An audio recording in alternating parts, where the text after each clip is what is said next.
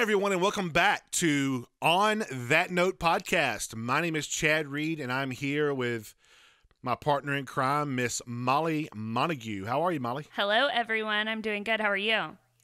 Wonderful. It is Friday at the time of recording, ready for... Yep, Friday morning, TJIF. We're ending the week on a good one, guys. We are. I mean, this will probably come out later, but right now it's Thanksgiving. Yeah. So... we're all about to be fat and happy next week. You got that right.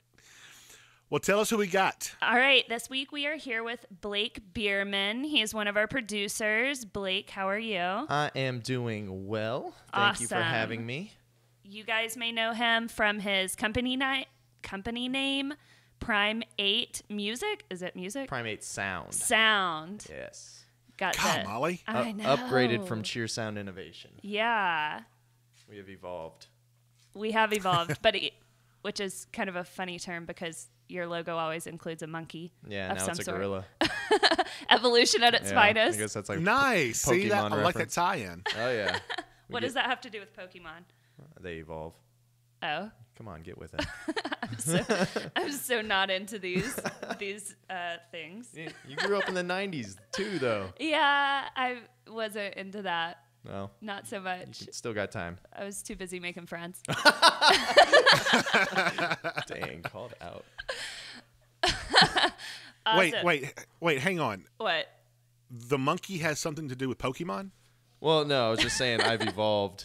Like it went from like a small monkey logo because it's bottled after the stuffed animal my grandma gave me before she died, and then now I'm like grown up, I guess, and my sound has evolved, so I made it grow into a gorilla. Get it? Prime 8. Prime 8, like what a smooth transition. Yeah, trying to have some meaning in the things I do. He's so clever. Even though I got to explain it all the time, it really doesn't have the effect I'm going for. No, I think that's great. Yeah, I love it.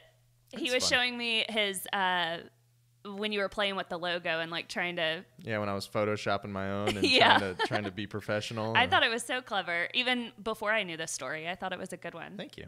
Yeah, I try to have meaning in everything I do. Well, now, Blake, this might tie into both of our interests because both of us like to work out and stuff. Mm-hmm. Do you use the primal kettlebells that have a monkey face on them? No, but now I want to get some. The only stuff I have is like hand-me-down equipment that I buy off of people to put in my garage. So I've got like dumbbells, I've got a pull-up rack, and I've got a bench and squat rack, and that's about it. I've been trying to build my home gym because I can't get out much. I will send you a link and the company name. Okay. And they have it's called Primal Kettlebells, and they're actually kettlebells that are shaped. Well, the base is shaped like a monkey face. I like them already. Yeah. That's awesome. I don't want to give them a free plug on this because they got to pay for advertising. Right. Not a sponsor. I'm trying to envision it in my head. We need to Google this. We'll do it later. Sounds good. No, I'll definitely look into that. Thank you. Yeah, but because every time I see it now, I think of you for some strange reason. Well, that's good. Maybe you associate Blake with monkeys now? Like branding. Swole gorillas. Not monkeys. I'm sorry. Gorillas. That's right. We've evolved. So everyone listening will probably know Blake as one of our producers, but he's also involved in the industry in many other ways, I guess. You compete. Yeah. You coach. Uh-huh. You're in college and all-star. Oh, gosh, yeah. You're just kind of all over the map. I am. That's been me all the time, though. I've always been, whenever I'm in something, I feel like I've always spread through everything. Like, even when I played football, I did like 100 different positions.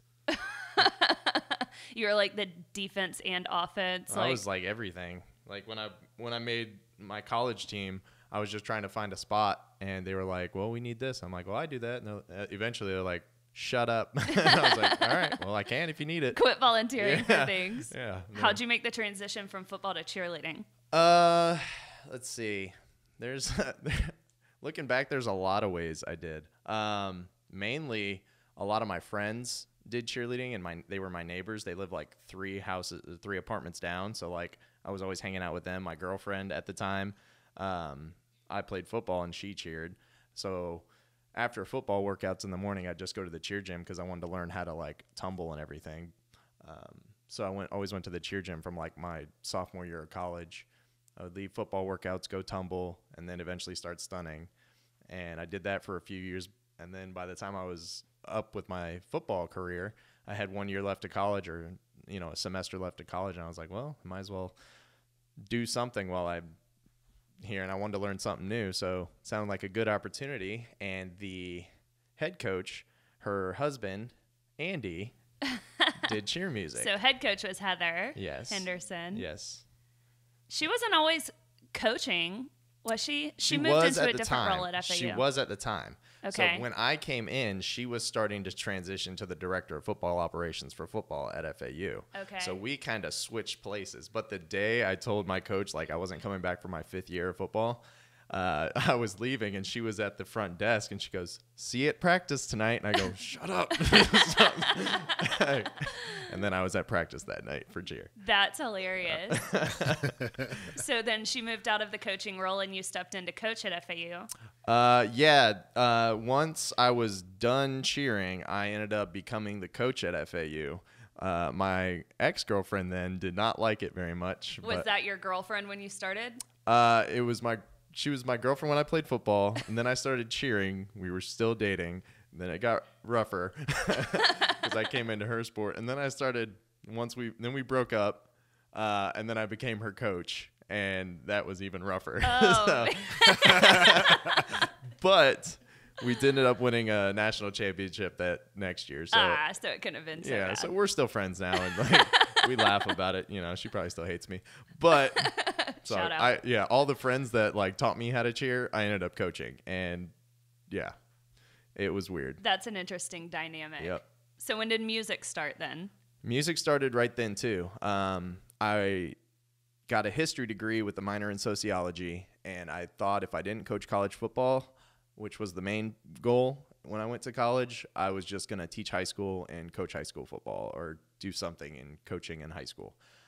And then I had been waking up at 5 a.m. my whole college career pretty much to go to workouts and classes early, and I was like, I just want to sleep for at least a year.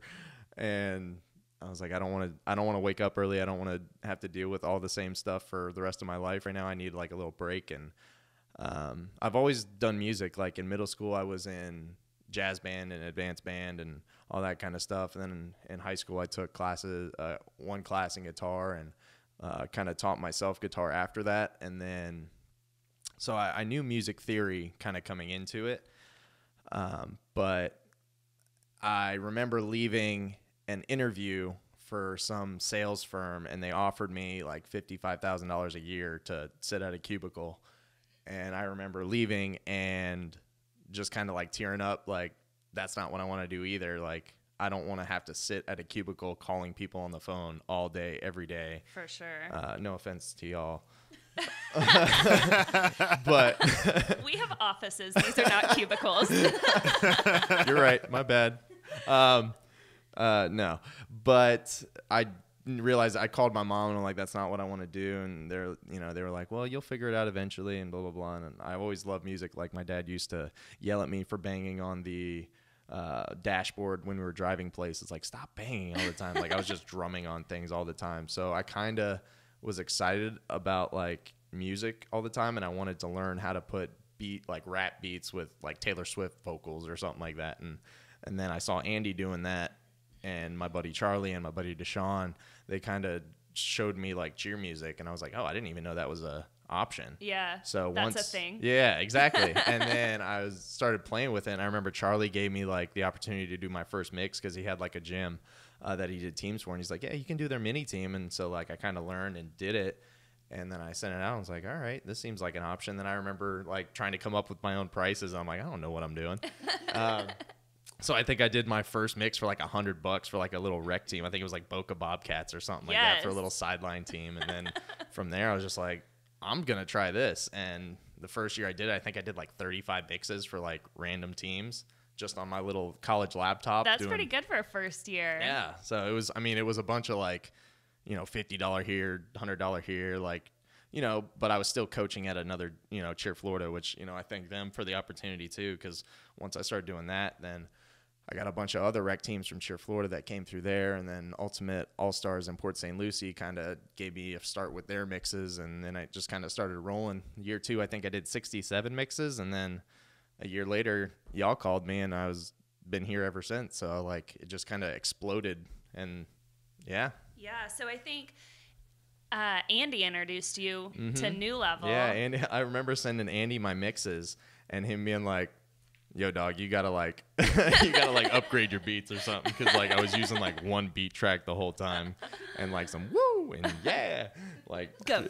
Yeah, he's like, you gotta upgrade all this, and he showed me things here and there. He's like, gave me a few tricks. He didn't tell me everything because he's very he has his style too. So yeah. I appreciate everything he taught me, and then my Charlie, who I coach with up here at Kennesaw State, he taught me a lot when I first got started, like, transition on these counts, do this, here's what you do here. And then my buddy Deshaun, who just moved in with me this year, he taught me a lot in the style sense. But like I would just study like Patrick's mixes, JR's mixes, like Andy's mixes, everyone across the industry, just to kind of learn and kind of just pick apart their mixes and learn from them, as best I could. And yeah, I still didn't know anything, but I was learning, so it was fun.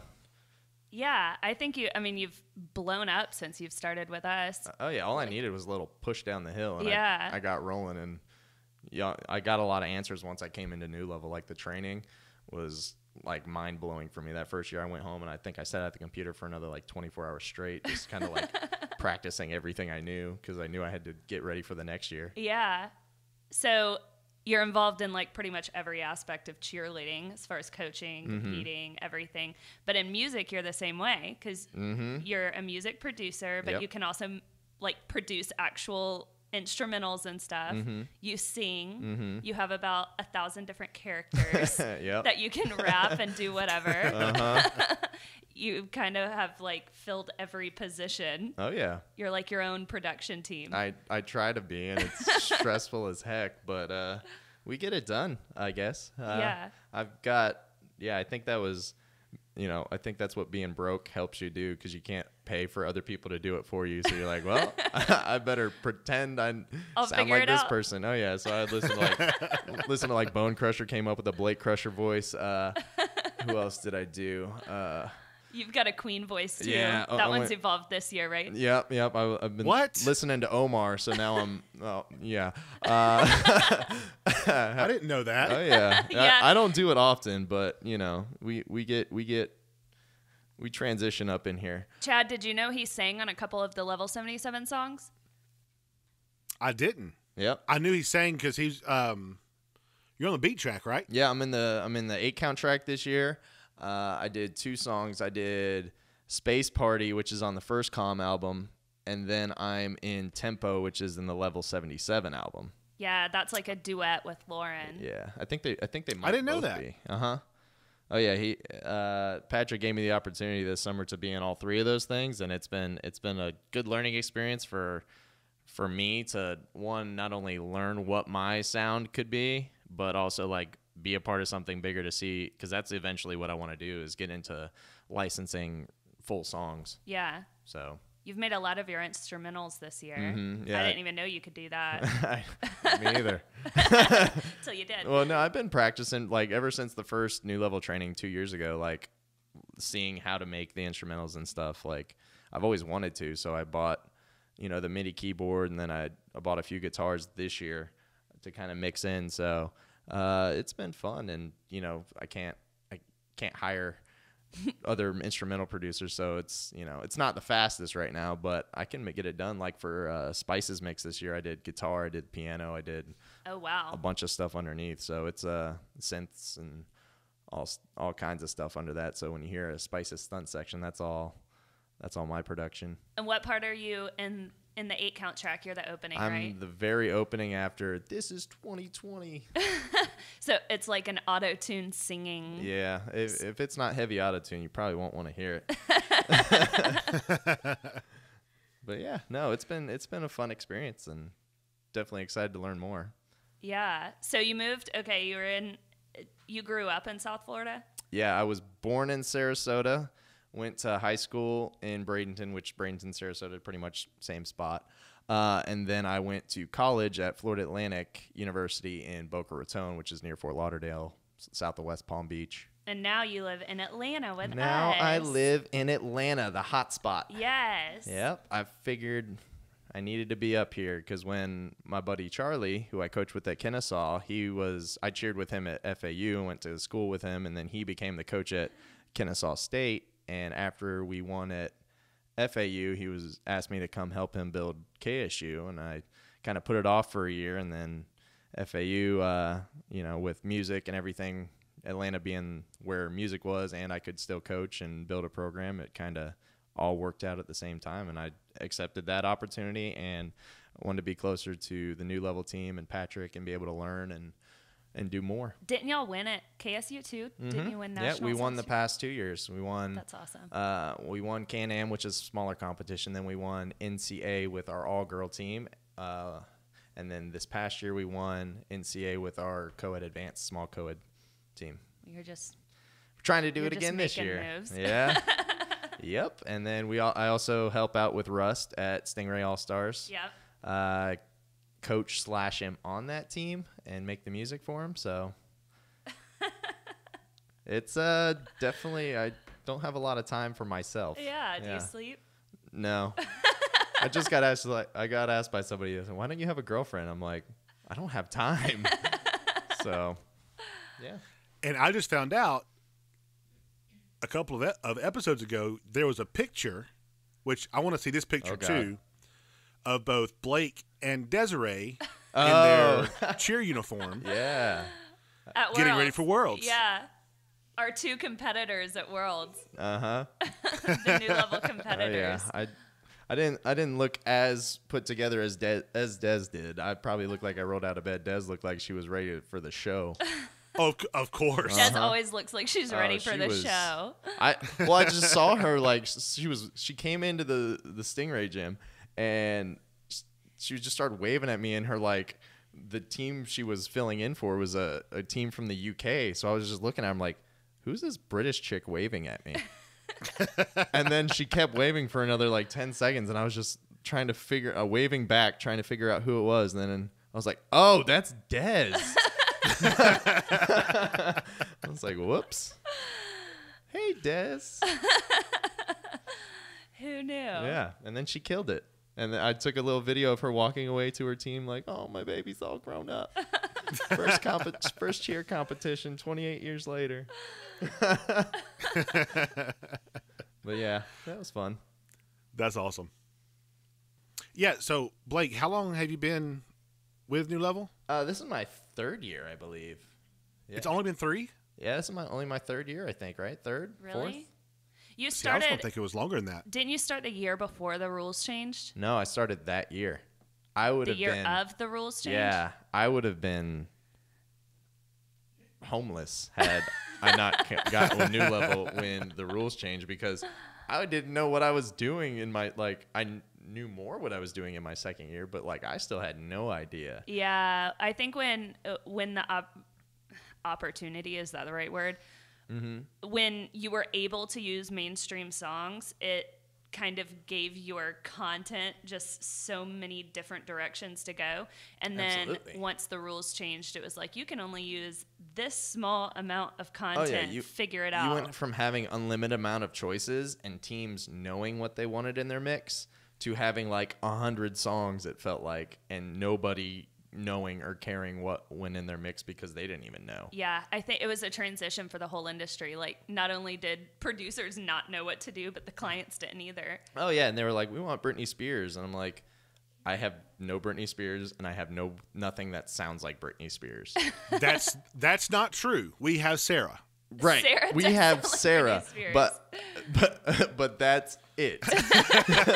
And she's already like as busy as it is. So like, Sarah's also one of our producers, our only female producer. Sarah is the lifesaver. She is. Oh my she is our female. She plug. crushes it. She is. She fills all female. I vocals. texted her yesterday like, hey, by the way, I'm leaving for Thanksgiving on Saturday. She's like, what? She's like, I need vocals too. Are you gonna be gone? I need to send them to you right now. Bring your mic. Yeah. Yeah, exactly. I'm like, oh. Poor Sarah. No, she's a lifesaver. I can't tell you how many times like she's in all my mixes. Is she? Uh-huh. You guys like trade vocals a lot. You're in a lot of her mixes too, huh? Yeah. We try to spice it up because I Yeah. don't want it to just be me in all my mixes, and she doesn't want it to just be her. So Yeah, I think she kind of has it harder because, I mean, all female vocals, that's like, I mean, you could get a cheerleading mix with all male vocals, and that's kind of normal. Mm-hmm. But then, like, not, it's a very small margin of people who want only female vocals. So she kind of has to outsource a lot. absolutely. Or, like, pitch her voice down a ton. I've done that before, and she goes, did you pitch my voice down? I'm like, yeah. Maybe. Well, that actually reminds me, I have to call Sarah today and get a vocal done that I did for a team, but they wanted a female vocal instead, so I can't quite pull that one off. Oh, yeah. And when they schedule with me and say, we want all female vocals, I'm like, Sarah? I'm like, why did they book with Sarah? Why did they book with me? Drink your tea because you got a lot of a lot of vocals to do. Get your cough drops. Oh, yeah. I'm like, hey, I'm going to owe you I next think training. Anthony made his voice into a female voice this Anthony season. can do some crazy things. Like, I've learned from, No, he didn't. Yes, he did. Who was it for? I don't even remember. I don't remember who the vocal was for, but our female artist was sick or traveling. The female artist they requested was sick or traveling or something. So Anthony sang the song and then just pitched his voice down, and you like cannot even tell it's a male voice. He does some crazy. Him, Amore. Yeah, Maury has like a million different. Like, I just sit there and I like study what they do, and I'm like, I wonder if I can do that. And then I can't, and then I figure it out, and then it still doesn't sound as good. Have you ever made your voice a female voice? And have we named that character yet? Not yet, because I haven't perfected it. I don't want See, to. I don't want to admit I'm just that. so jealous because I can't try that because then I'm a chipmunk. Right. Or you just get really high and squeaky. Yeah. Yeah, I don't have characters. Like I'm really jealous. I gotta step up my game. I just practice in front of the mirror and make myself feel stupid for like a week and a half straight. Why do you do it in front of the mirror? What does the visual aspect have? So I can feel embarrassed. So that way, when I don't have to look at myself, I know I'm like, you look stupid, but it's okay. But it's fine. Yeah. You're Okay. in your basement studio. Yes. All right, Molly, look, I have the idea. Next year we are branching out with Behind the Music, Okay. and we're gonna go to Blake's house, Oh, heck. I better and we're gonna vacuum. film him Let's do it. practicing characters in front of the mirror. Yes. This is what goes on in Blake's production. This is how he develops. We need to the next lyric video. We need to just have like a picture-in-picture of Can it him be like a actually boy band recording music it. video? Like, can I get like an all white like suit and like Yes. at a airplane hangar and Foggy just atmosphere. some like 80s like overlays?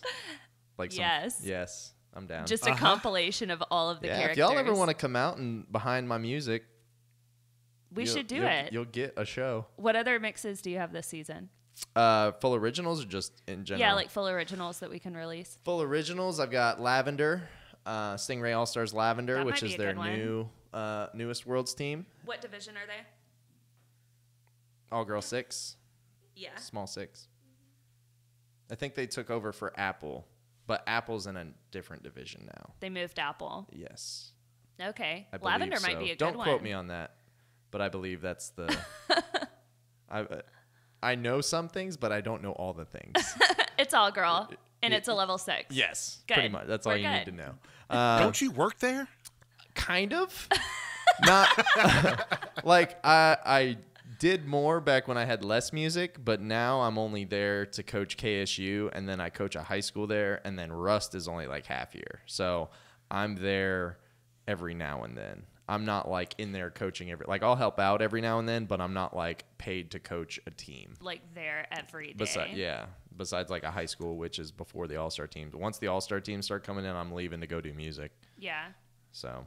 Which speaking of, like, you coached Woodstock High School, correct? Yes. Woodstock the past 2 years. You guys had a good year this year. Yeah, we were top 5 again this year. We were 4th place in the state last year and 5th place this year, but the division we are in is crazy hard. What division? 7A. Okay. Yeah. Yeah, there's a ton of people in that division. The team that's won the past 2 years has got a perfect score the past 2 years, and we're like, wow. come on. Yeah. Come on. Yeah, when you watch them and watch their video, like, that's how high school cheerleading should be. Oh, yeah, they're really good. You know, all the teams that were in the top, you know, that made the floor, that even the 7th place team, like, I think that was Hillgrove, they were, you know, every team hit. And it's like every team looks so good at that point in the year. It's just who has more firepower at that point. And they have a ton of – the top 3 teams had ridiculous amounts of firepower. And then everybody else had a great routine too and hit. But it was just like, how do you keep up with that many fulls? How do you keep up with that much, you know, other talent? You know, and I'm sure you're the same way as I am, but, like, that's how I want to win, or at least that's how I want to see how my team stacks up. Absolutely. I want every other team to hit. Mm-hmm. Absolutely. And then that way I know where we stack up because, okay, we all hit and we're 5th, so we have that much more to go. Absolutely. Like, exactly. Yeah, you want to win, and the ring is nice when you win, but if you win because the other teams fall, like, I mean, it still means a lot, but not as much as it could. Right. And just to go out with a hit routine at the end of the year, like by the end of running tumbling, I was losing. Like I was bawling my eyes out just because our team was like more than half of freshmen. Oh, wow. And one of the freshmen like stepped up that day and threw her full for the first time at competition all year. And as soon as she landed in the corner, I was just like, ah, because I knew the pyramid was going to be fine. So I was like, oh, we got this, you know, and then we hit. And then my roommate Beavis, his team is actually Hillgrove. He's coached Hillgrove for ever. Yeah. But his team hit and they hit. So I knew when we hit, I was like, oh, I hope we beat Beavis now. You know, just because I want roommate bragging rights. Like, I love Hillgrove. Hillgrove's, you know, I support them. I do their music, and, like, I want them to succeed, too. So it wouldn't have mattered if they would have beat us or if we would have beat them because, you know, we want each other. We're, like, family teams. Yeah. But it was nice to have bragging rights for another year. And he's like, you can't move back to Florida because I need to beat you next year. I'm like, bring it on, man. Oh, he would be fun on the podcast. We got to get him in. Oh, my God. Well, if y'all come over to the basement. I mean, we could record there. I could get him over here, but you probably won't get him out. We'd have to kick him out. Oh yeah, he'll talk about Peach forever. Forever. Mm-hmm. He was actually when I cheered at Kennesaw Mountain. He was actually our community coach. Okay. There back in the day. Oh yeah. So that's how I know him. He just got a peach tattoo on his forearm. Did he really? Yeah, he's like, hey, man, I'm going out for lunch. You want to come? I'm like, no, I can't. I got too much music to do. And then he comes back like 5 hours later like, dude, look at the tattoo I got. I'm like, what? He goes, yeah, I promised Peach in 2015 if they won, I'd get a tattoo. And it's like 2019. He finally got a peach tattoo on his arm. That's hilarious. He loves that thing, though. It's nice. He'll I like want to see it. Yeah. He'll have to have him send you a picture. I want to see it. All right. I don't want to go negative, so to speak, but like Blake, see if you share the same feeling that I have about this. Okay. Because I talked to Molly about this for the past week because I watched State online. Mm-hmm. The music, a lot of teams suffered, I thought, because of music in Georgia high school. I think that their routines were phenomenal, but some of the music was just bad quality. Oh, yeah.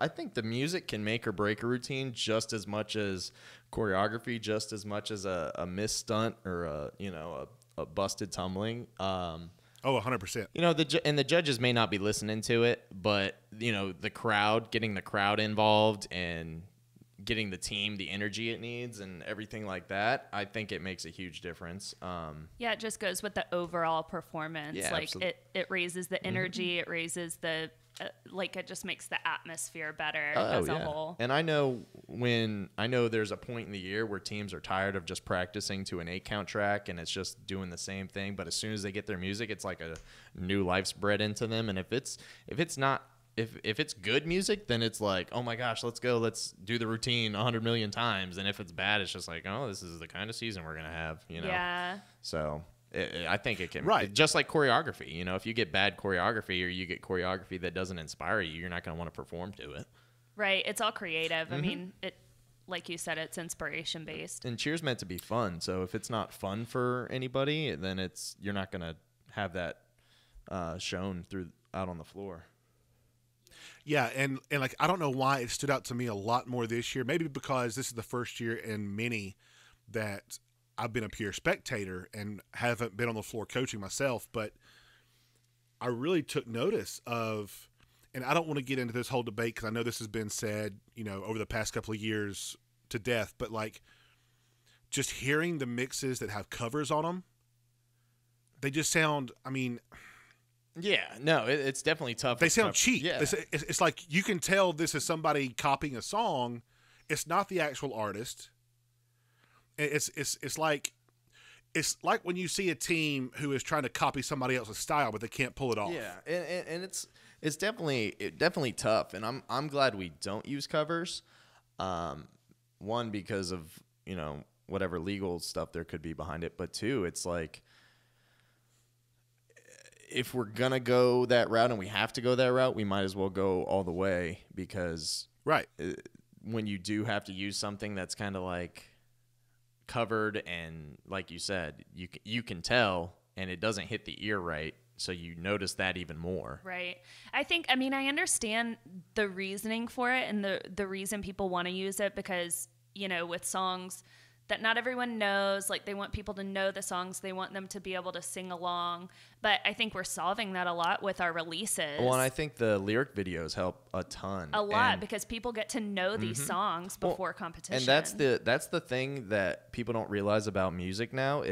It's not that the songs that are new aren't good. It's just that you're so familiar with old songs that it's easy to pick up. But when you listen to the mixes on YouTube, like I still jam out to the first year when Patrick was releasing all the original stuff, and I'm like, I love those mixes because they're for the team, and you love those mixes because of the team also. And there's a story behind it, and it makes it that much better. And once when you're the familiar story with the is songs, out. you don't even realize like it's not a real song.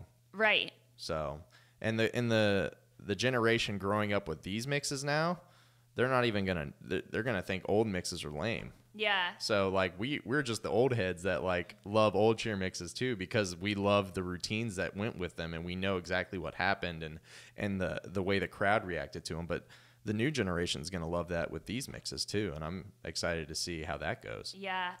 Patrick has, he started a new price package where he can use songs that he's used in previous mixes. Right. So like someone can contact him and say, I want like Panther's stunt song from this, from the past year. And he'll use that in their mix this year. And that's like, those songs are becoming iconic in the industry now, not the mainstream songs. I catch myself like jamming out to songs that like are in mixes all the time. And I'm just like, dang, I wish that was a full song. Yeah. Because they're just so catchy and they're so good. Yeah. Go ahead. Go ahead, Molly. No, I was just rambling. You go ahead. No, I was going to say, like, I didn't want that to come out as a sales pitch for New Level or Absolutely, anything. no. But I just really noticed it a lot this year with the mixes that I heard. Yeah. And we didn't even get into the All-Star season yet. This is just high school. Well, but I was just really turned off and just. Well, and that's a common conversation in the industry right now. I think a lot of people are talking about that. It is. Well, and sound systems in the arenas too are tough on the ear. I remember I was in the Civic Center listening to the high school, and day one there was like no bass to it, so you were just hearing this high pitch the whole time, and it hurt my ears. And I'm sure if you're sitting in there the whole time, it's gonna hurt yours too. And I'm like the sound systems in arenas too can really make a product not sound good. 100%. which we mix them Yeah. for all those types of situations. But, you can't always go up against it and come out on top. Right. So, Yeah, I think that's something that, obviously we're a music company, so like I'm obviously a proponent of it, but I would love to see, more thought go into the audio systems yeah. and how they're played at competitions. Mm-hmm. And at NCA last year, it sounded really weird on the floor, but then I went up to the stands to hear it from where the crowd was hearing it, and it sounded awesome. Oh, yeah. So it's also where you're sitting in the arena too. Yeah, it all has to do with the production of it all. And cheerleading is not only a competition, but it's a production. It's a show. Yeah, you're told to put on a show. You're told to give the crowd chills and make them feel something, and have moments in the routine. So yeah, everything's done for a reaction. Yeah. And I think when music is done right, it highlights those areas of the routine and of the choreography. Yeah, it's a completely different sport, but it's fun. That's what a lot of quote unquote outsiders don't get about cheerleading these days is it's theatrical. Uh-huh. It's such a big theatrical production, from the choreography to the music to the arena to what the themes, the themes. The uniforms. Now people are using props. Yeah, it's just gotten, like Blake said, the production value has just increased exponentially to where, it's a show, mm-hmm. and it gets stepped up every year. Yeah, and somebody's doing something crazy, or somebody's redoing something that was done in the past, and it ties it all together, which is nice. Yeah, and I think with it becoming part of the Olympics and stuff like that, it needs to go more in the spectator sport direction, and that's exactly where it's headed. So I think it's just going to, in the next 5 years, it's going to evolve so much. I hope I get some Olympic teams. Doing Japan last year was fun. Oh, yeah, Blake did Japan. That was awesome. I wish I knew Japanese. Des and I met them at Worlds, and it was the coolest experience. Oh, they were so happy to meet us. We had our new level shirts on, and they were all pointing oh, we know who you are, but none of us could talk to each other. I was actually in warm-ups for Worlds because they have an all-star team too, I think. Oh, yeah. It was the same team. Yeah, and I was standing next to them, and I was pointing my back I did your music, and they were and they're just nodding their head up and down and smiling. I was all right, good talk, good luck.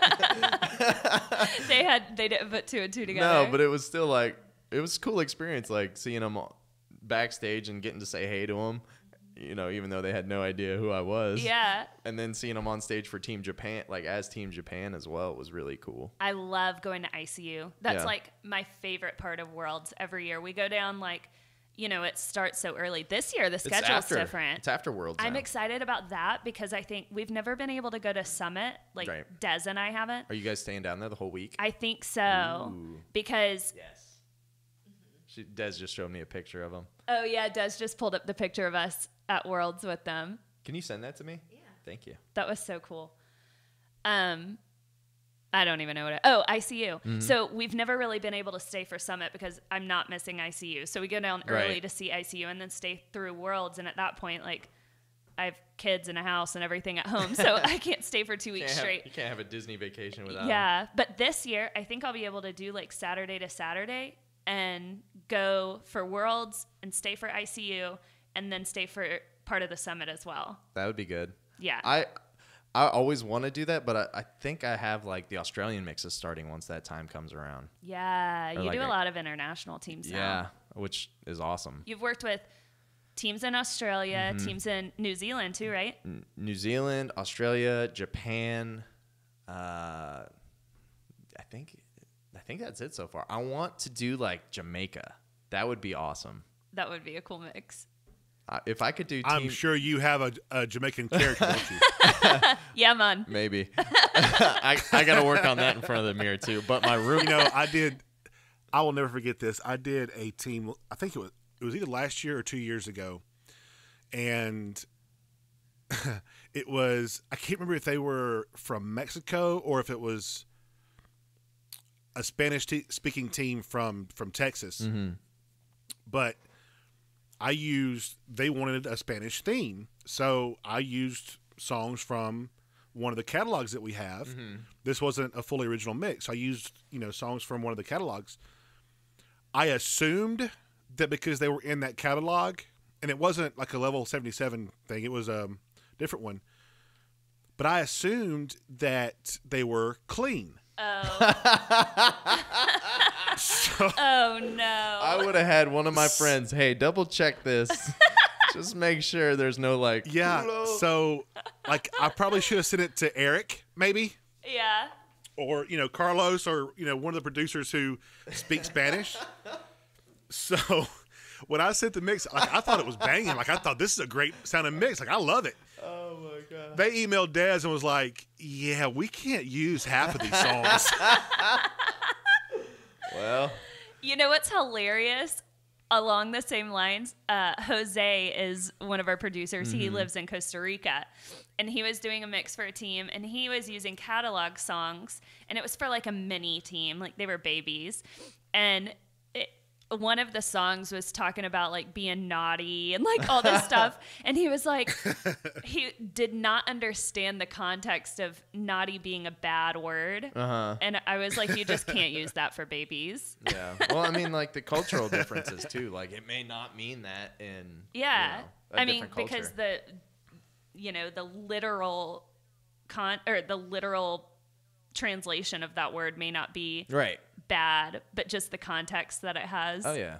In our culture, it was funny explaining that. I mean, I feel like that happens all the time though with the international boundaries and everything like that. There's always a slight disconnect in some way or the other. So that's why it's so nice to have all the information from the teams, as much information as possible, even if it's not used. It's so nice to have details about the team rather than just we're sassy and we're cute. Yeah. All teams are sassy and cute. Fierce. Yes, Fierce. every team is fierce. Sassy and fierce. They don't pay attention. Okay, we probably. But how does that help? You know what I mean? Give us, what do you guys say? What do you guys do? What do you use your breakdown? What do you do to start a practice? What do you, we What's put a our word that means something we to put you? our left shoe on first. This is our team hashtag. You know what I mean? Stuff like that to make it more personal, because it's so tough to come up with things and not get an email back when something's this doesn't make any sense, and it's well, you didn't give us anything to go off of. That's been the hardest part, I think, with the past couple of years. It's just nobody knows what they want anymore. Yeah. Unless there's a few that know a lot exactly of what they want, and then they're happier with the mix because they gave us details. Well, and that's the whole point of what we do, doing custom music. It's not pre-made. It's not for everyone. It's supposed to be custom to your team. Have you explained the difference between custom and original? I explain the difference between custom and original every day, but not on this podcast. I haven't. That would be good. That would be good. Okay. Because then you can make a clip of it. In our world, in our definitions, original means the music is 100% owned by the producer. So it's the producer's private catalog. They are the owner of that music. Custom just means it's customized to your routine. Yeah, that means a sound effect goes on when you hit the stunt. Right. We That's get custom. your 8-count sheets and your instructions, and then we customize it to that. So all of our music is custom, whether it uses catalog songs or not. Any cheer mix is custom as long as it's not a pre-made. Right. Or it should be. Yeah. If it's not templated. Right. Yeah. So I think that's confusing in the industry as well. People don't really, because I've gotten feedback we thought we ordered a custom mix. I'm like, yeah, that's what you got. Yeah, it is custom. But this song is in this team from 2 years ago. I'm like, yeah. Everything's custom to your team, but it's not original. Yeah. That's had to be a learning experience. Well, I know other producers in the industry. I even did it at first because I didn't know the difference, but other producers in the industry are this is 100% custom. Yeah, I'd like to see at least the music industry kind of come together on some of the wording we use. Yeah. I think everyone's just speaking different languages at this point, and I feel we need to have one solid language. Not saying it has to be our language, but I think if everyone were saying the same words and everyone was explaining things the same way and had the same, legal understanding of what's going on, then I think that would be better for the clients, and they wouldn't be hearing, a million different things from a million different music companies. Right. It would be an easier learning experience for everyone. Absolutely. I think that's been a major hurdle to come over, and I think, the people that have been with us for a while kind of know now, but like the overall audience, I think, in the chair world, it's definitely a continued learning experience. But the more like exposure we have and the more we talk about things like this and do podcasts and stuff, I think that's what's going to, lead everyone in the right direction. I'm not saying like we are leading everyone in the right direction. I'm just saying the more everyone talks about it. And I love talking to other producers, even outside of New Level, like Me too. Like Tom Parrott. Like I have, I've talked to him a few times. He's a great guy. And who else have I talked? My roommate Deshaun, he's even with IPP. I didn't know that. Yeah. So I talk to him every now and then too. And now that we've done Level 77, I've had a lot more communication with different producers in the industry because they're licensing some of our songs, and it really has like opened that dialogue, and all of us are starting to like have conversations together, and it's not like we're in our own little separate bubbles. Like it's all one world, or it should be. Yeah, and that's it. It's nice to be able to work with other producers, and hey, if you ever if you never need anything, like just let me know, because we're all trying to help each other out. It's like, yes, we're competitors in the business standpoint, but like we all need help in this industry. Well, and it kind of goes back to what you were saying about Woodstock and Hillgrove. Like it's all friendly competition. It all should be. We should all help each other. Well, and Tom even does my mix for Woodstock because he's done it forever, and I didn't want to be like, oh, I'm taking it. You know what I mean? Like that's cool. I didn't even know that. Yeah, he's done it even before I started coaching. So I'm like, no, let's just have him keep doing it, because that's awesome. I'm not gonna steal that, and just because you're coaching. I don't want to hear my voice all year anyway. I hear it enough. So like. Is there is there more pressure because you do a lot of the Stingray teams? You have done Rest, who you compete and coach with. Yeah. So is there like more pressure to get it right? Because it's like doing a mix for your family, and like they're gonna be honest with you, and like. I was gonna ask that. So are they like, oh, this is great? Oh, they'll tell me, they'll be like, what were you thinking in this part? I'm like, I don't know. I'm going crazy. I live in a basement, and it's 3/4 of the way through the year. Do you get more creative though? Like, do you try out new things? Oh yeah, I go nuts on like the full originals. I'm just like, what can I do that's different? Yeah. And I try it. I think I got a comment the other day from my other roommate Justin, who coaches at Stingrays with some of the other coaches that I did the music for, and they were like, yeah, some of the stuff's off the wall, but that's what you got to do, I guess, to push the boundaries. And I'm sure I'm not saying that exactly how he said it, but that's what I took from it. I'm like, he's right. Yeah. I got weird. I kind of go crazy, and I hope they like it, but like, you never know if you don't try it. And, you're not going to sound different if you don't go for something. I feel like those are the kind of mixes you would like kind of go nuts on. And it's more fun. Like it might sound weird at first, but you may get used to it and like it. If you don't, then I'll change it. But if it's that bad. I know Patrick can kind of like go crazy with the Stingray mixes too. Stingrays just kind of gives a whole lot of creative freedom. Leeway, yeah. They're like, go nuts, try something new. Because we may hate it, but we may love it. Yeah. And they usually like it. Like, oh, I see what you're trying to do there. And like, I see where it's going.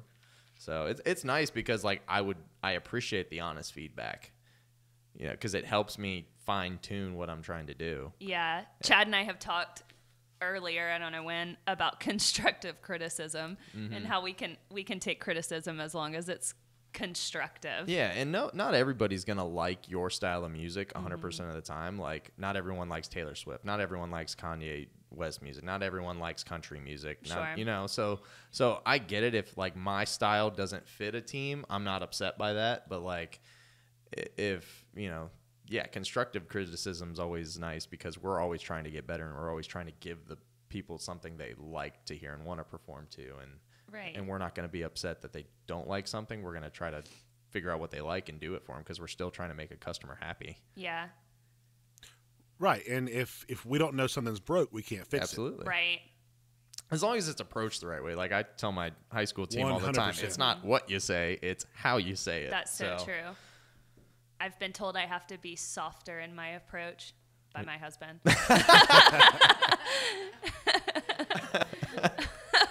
Well, when you got 2 kids, how, you know.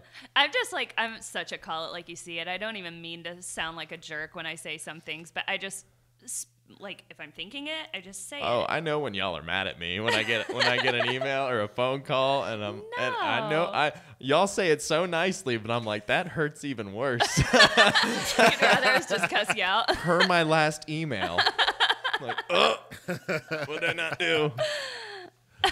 I remember one time, or I guess it was like a few years ago, I would call you and you'd be like, what did I do? I'm like, can I not just call you? Oh, yeah. Oh, no. I remember when I first got in the company, Andy was like, yeah, you don't ever want to get a call from Patrick. And then my first call from Patrick, I was like, oh, no, what did I do? What did I do? What did I do? He called me and he's like, hey, what's up, man? How are things? Just wanted to call and see how your season was going. I'm like, it's good. Yeah. And You're then, like waiting for the ball to drop the entire conversation. And then when you call me, I'm like, what mix did I miss or something like that? And I'm just like, Andy told me don't ever be late. Make sure, you do everything and get it done early. And I'm like, all right. And I've just tried to stick to that so I don't have to get a bad phone call. And that's, whenever I call Andy, I can hear the anticipation in his voice. He's like, hello. I'm like, you just had to take a deep breath before you said hello to me. Well, I've been calling Des like 2 weeks. Like I called Des and it's always been for bad things. I'm like, shoot, I just need to call her and say hey, so she doesn't always think like it was that time of year where things were just going crazy. Yeah, he sent me $10 in a Venmo, and the emoji for the message was a drink, like a Hawaiian beverage drink. He was like, I owe you an alcoholic beverage on me. Yeah, I was like, I know I'm being annoying, but here you go. Hopefully this helps. Yeah, I know that feeling all too well. When Patrick calls, the first thought is, it's not, oh, it's Patrick. It's, what have I done? Well, you don't ever want to disappoint the people that helped you get to where you are, and like the new, the office staff with Molly and Des and Patrick and Andy and everybody that's kind of guided me to this. Right. Even my friends from college, like my buddies Dane, Chad, Hector, Kelsey.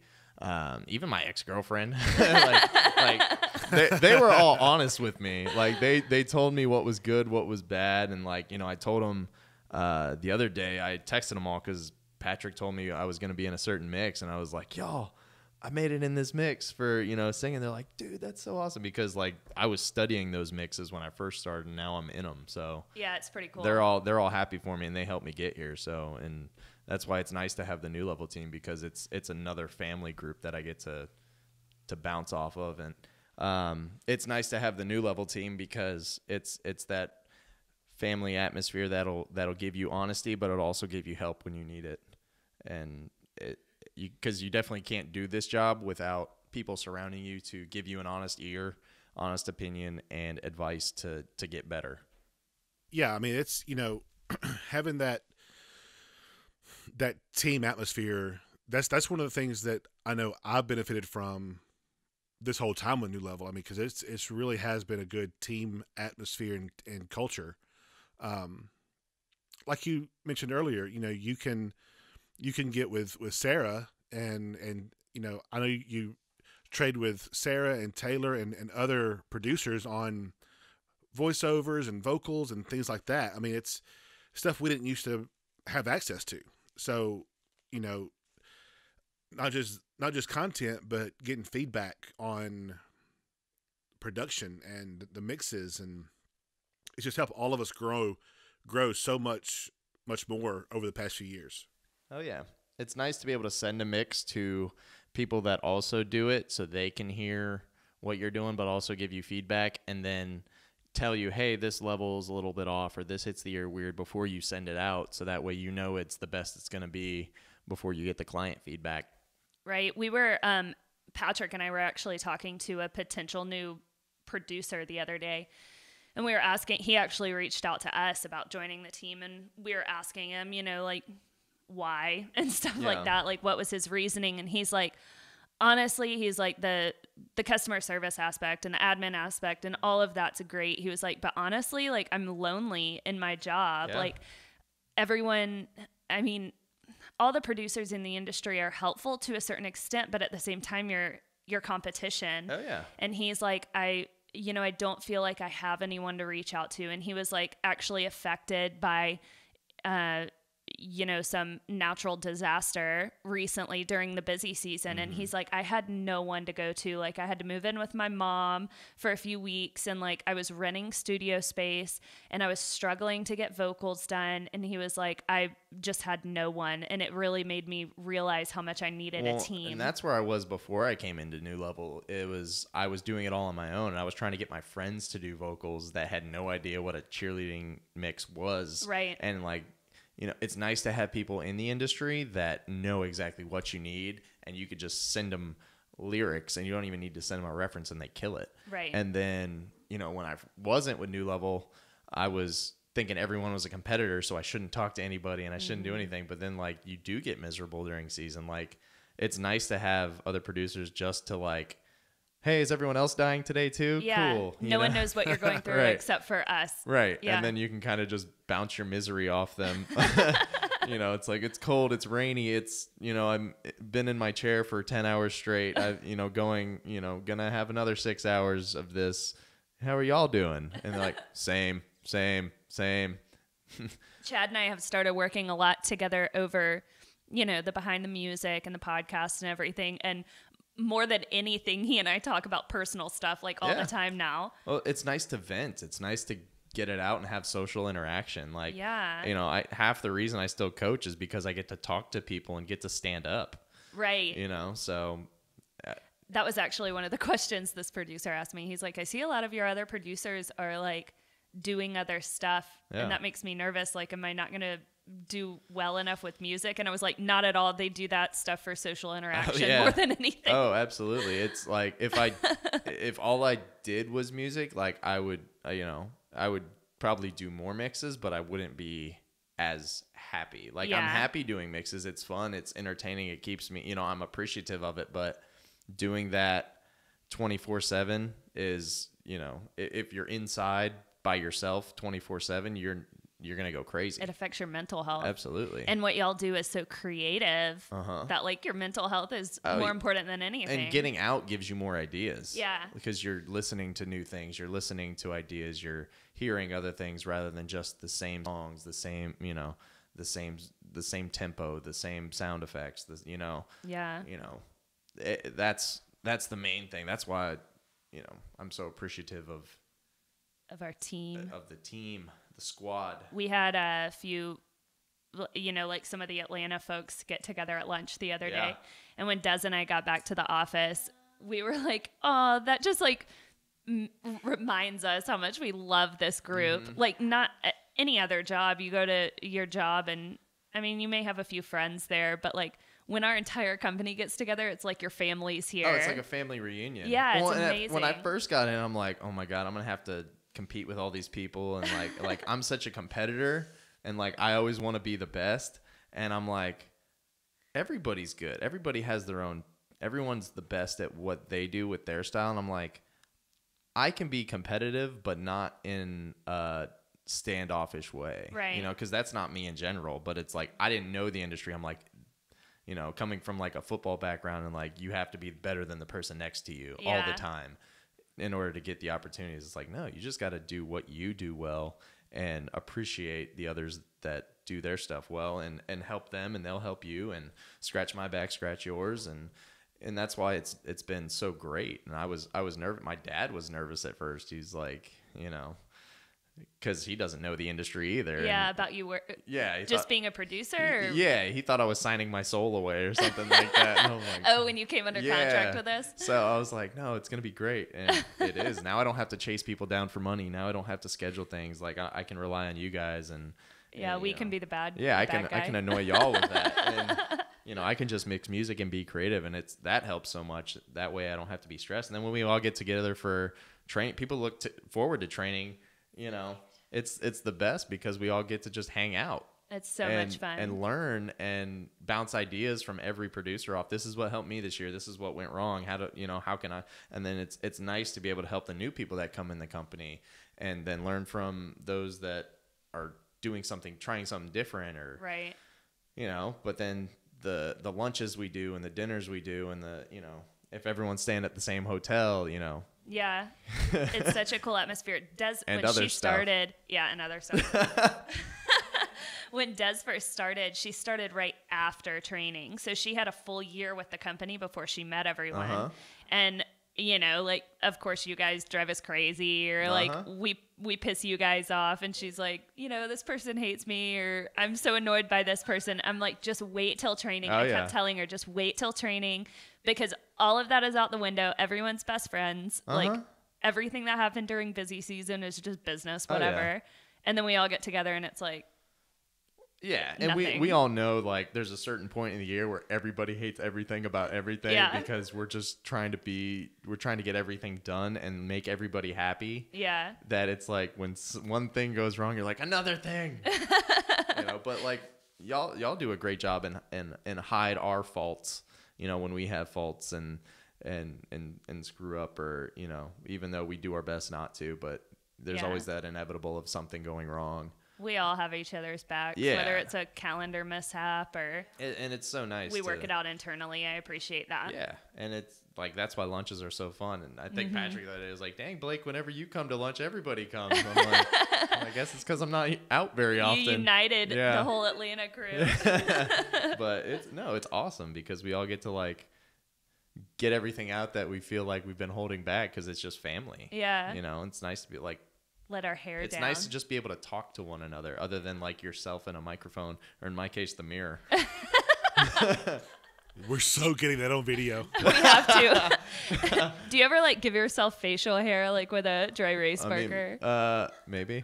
Or like a full head of hair? Yeah. I mean, we. Not that he doesn't have a full head of I hair. can't tell you how many times me and my dog have pep talks. Like, he's just looking at me and I'm having a conversation. Like, don't judge me, man. And he's just giving me that look like, I just want a bowl of food. Didn't you say treat at some point? Yeah. Yeah, I'm like, my bad. I did tell you we would go out in 5 minutes an hour ago. Every podcast, Chad's dog is chilling, hanging out, listening to us. I would have brought my dog, but I gave him the worst haircut in the history of haircuts. You gave him a haircut? Yeah, I always do. Blake. But the clippers were dying. Oh, Lord. So I was like, well, I'll just take the guard off and kind of like artistically do this.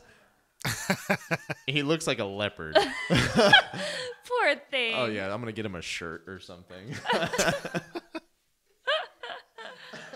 Wow. Sorry, Keanu. I still love you. He needs a sweater now. I gave him 2 treats that It's day. getting He was cold. so mad. I swear they get embarrassed. Oh, he looked at himself in the mirror and was like, really?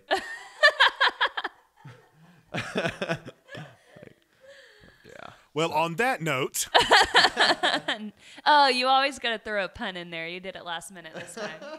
I did. I did. I was sitting on that one for a while. Well, man, Blake, thanks for joining us, buddy. This was fantastic. Yeah, this was fun. We appreciated it. I like talking to people. We'll have you back for sure. All right. We got to line up Beavis too. Oh, if you want, yeah. Oh, we'll do one at your house. Yeah, bring it and on. have like just everybody. We'll do a mass podcast. Yeah, because I even have my microphones. I have 2 microphones there. So yeah, if we can do that. We can have We multiple. can do a round table. Yeah, That'd be fun. Let's do it. Let's schedule that after Thanksgiving. Yeah, Okay. let's do it. That'd be fun. Yeah, All right. because we have got to see the dog's new haircut. Well, hopefully it's a little more grown out and I can even it out. We have a lot of pictures to post on this podcast. Oh my God. Do I need to send a picture of Kinu's haircut? And a video of you recording in the mirror. Oh my God. Okay. Done. It's done.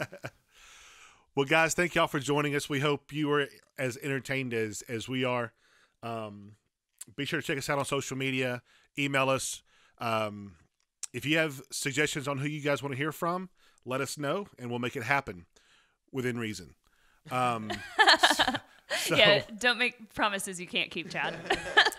yeah, I mean, we are pretty connected, but, within reason. Ish, yeah. Yeah. But check us out. Make sure you subscribe and leave us a comment. Thank you, everyone. See y'all. Bye. They can't see you wave, Blake. Bye.